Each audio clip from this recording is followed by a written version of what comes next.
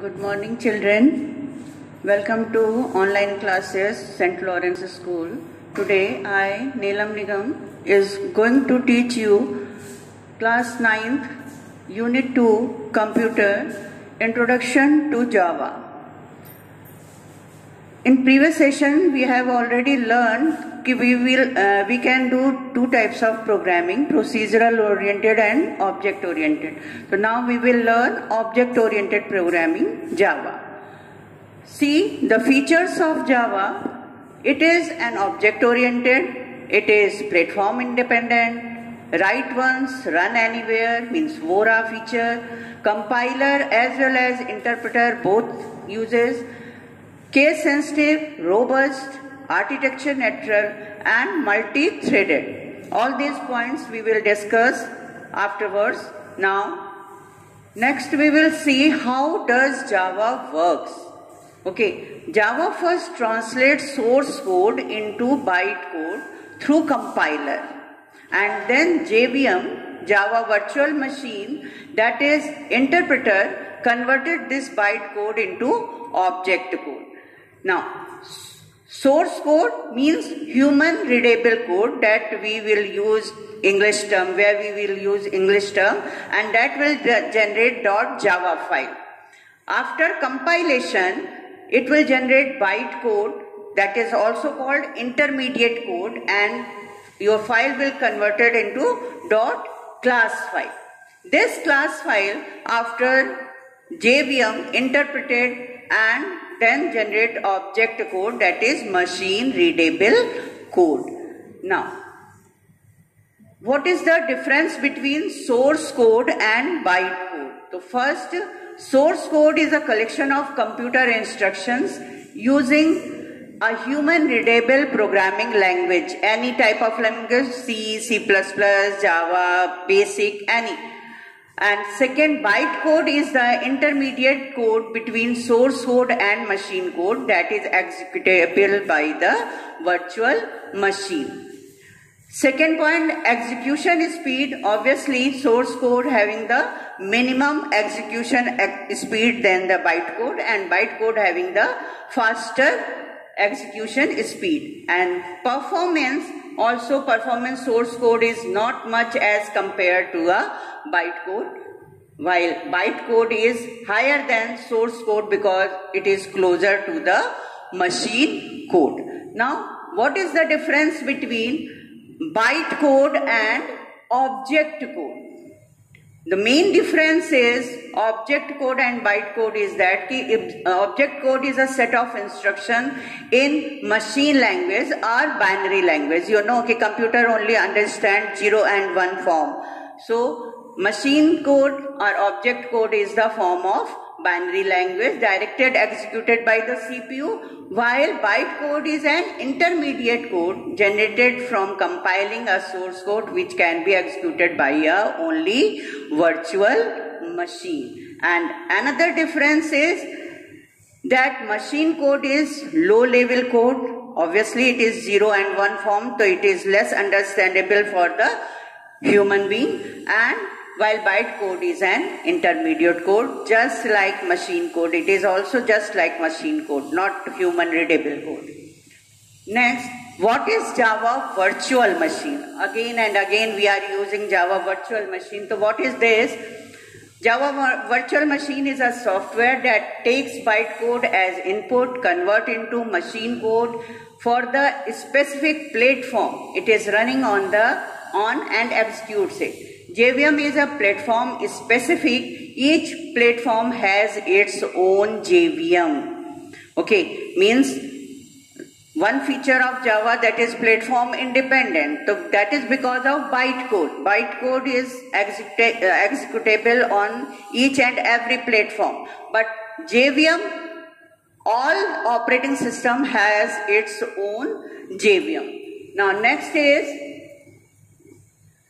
see here, when you generate a source code, first it will save in .java file, then compiler compile it and generate bytecode, that is class.class file, and each operating system, either we will use Windows or Linux or Mac or Ubuntu, anyone, everyone having its own JVM.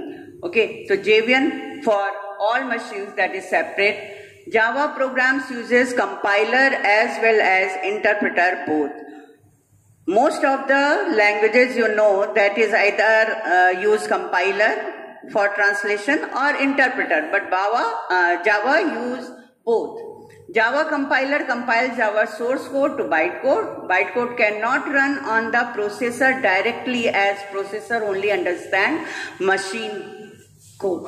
Java virtual machine takes this bytecode as input and converts it into machine code line by line. So JVM acts as a interpreter for converting bytecode to machine code. In this way, a Java program uses both compiler as well as interpreter to get executed on the processor. Next feature, Java is called platform independent. I have already told that because of bytecode is capable to run on each and every type of operating system. That's why Java is called platform independent code. Next is, what is VORA? Write once and run everywhere. That is the feature of Java. It means that when you write any source code and convert it into bytecode, that bytecode will run on any operating system, just like platform independent. That's why it is called VORA feature. And in term of Java, it is also expressed as write once and run everywhere. The everywhere means that Java you can run also on the internet, on the networking. So that is another type of program, but Java also run there. So it is also called VORE, W-O-R-E. Now next feature is that Java is called robust. Robust means that normally in other languages for security purpose they are using pointers. Pointers means that are addressed to the particular variable's location. But Java not using pointer because of Java already automatic garbage collection, and after some time when your object is not used anymore, it will destroy it automatically. That's why Java is robust.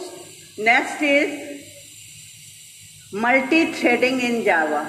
Multi-threading means that you can divide Java program in lightweight subprocess that will produce the smallest unit of processing, and the main purpose of multi-threading that will provide simultaneous execution of two or more part of program to utilize your CPU maximum. That is it. That's why it is Java is multi-threading program. Next is what makes Java architecture neutral. Yeah, this is very important features. When we are working on other languages like C and C++, if you are working on 32-bit or 64-bit machine, so that will take the different size of data type. If simple you are using int, so in C and C++ for 32-bit it will take 2 byte, and for 64-bit it will take 4 byte. But in Java that is not.